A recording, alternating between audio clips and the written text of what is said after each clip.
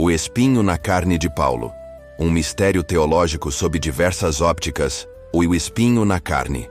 Mencionado pelo apóstolo Paulo em sua segunda epístola aos Coríntios, 2 Coríntios 12, 7 e 9.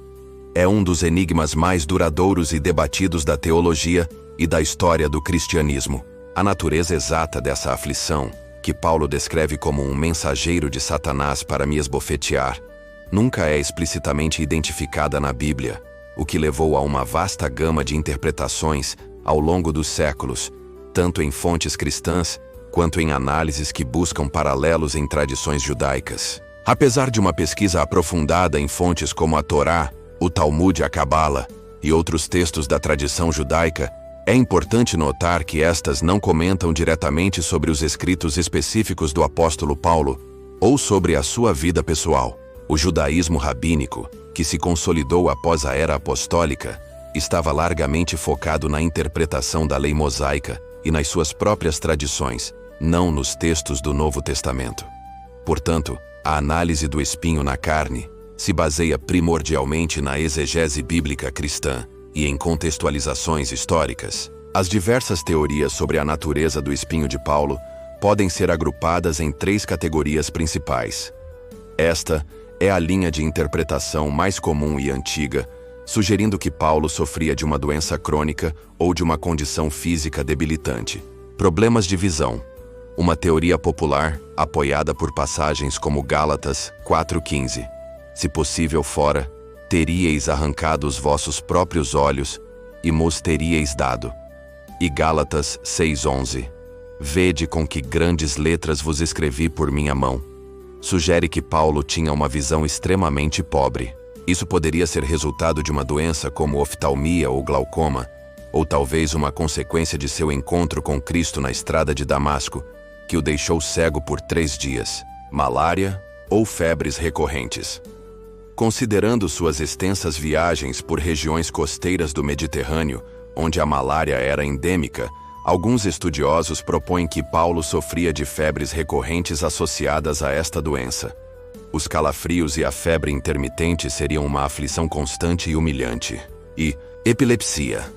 Esta teoria sugere que os êxtases e visões de Paulo poderiam ser interpretados por alguns como ataques epiléticos.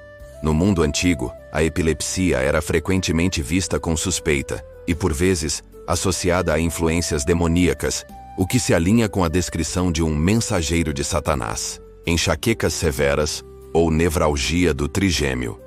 A dor aguda e incapacitante associada a estas condições também é uma candidata, representando um espinho físico constante.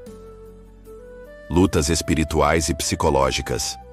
Outra linha de pensamento foca em um tormento de natureza espiritual ou emocional.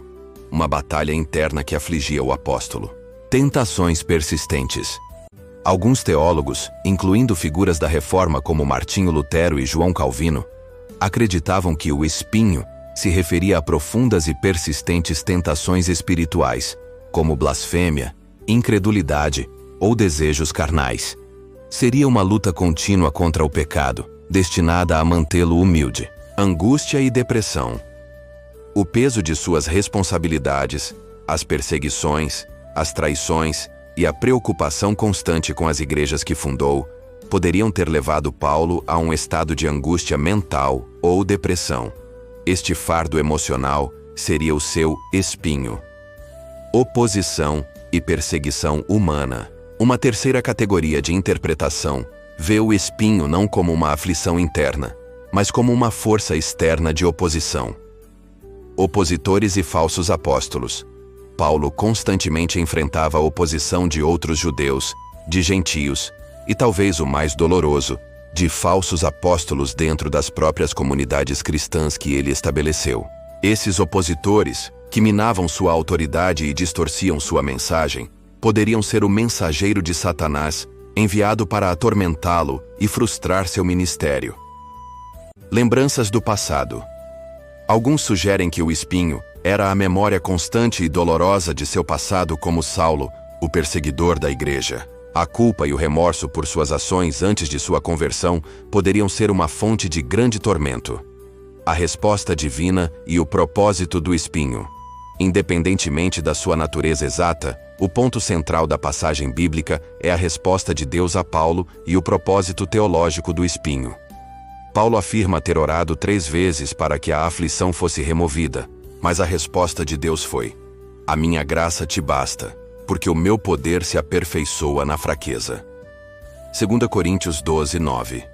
Paulo conclui que o propósito do espinho era mantê-lo humilde, para que ele não se exaltasse por causa das grandezas das revelações que havia recebido. A aflição servia como um lembrete constante de sua dependência de Deus. A força de Cristo se manifestava precisamente através da fraqueza de Paulo. Em conclusão, a identidade do espinho na carne de Paulo permanece um mistério.